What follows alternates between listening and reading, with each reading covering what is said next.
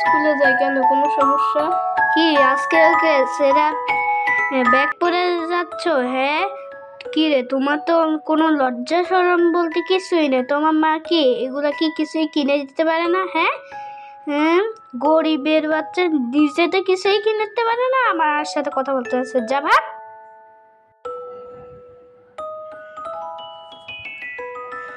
আমি আজকে গরিব বলে আমাকে এভাবে অপমান করলো। ইস, যদি আমারও একটা নতুন ব্যাগ থাকতো। আম্মু আম্মু, এই ব্যাগের জন্য, এই ছেঁড়া ব্যাগের জন্য প্রতিদিন আমার বন্ধুরা আমাকে করে দেয়। আজকে একটা ছেলে আমাকে, আমাদের বাসায় থাকে, আজকে আসতেছিল, ও আমাকে এই ব্যাগের জন্য অপমান করে ধাক্কা দিয়ে ফেলে দিচ্ছে। থাক মা, তুমি কষ্ট করো না মা, আর কয়েকটা দিন ধৈর্য ধরো। তুমিও একদিন নতুন ব্যাগ নিয়ে যাবে, আমাদেরও একদিন ভালো সময় আসবে। ঠিক আছে মা, আর কোনো কষ্ট পাবে না।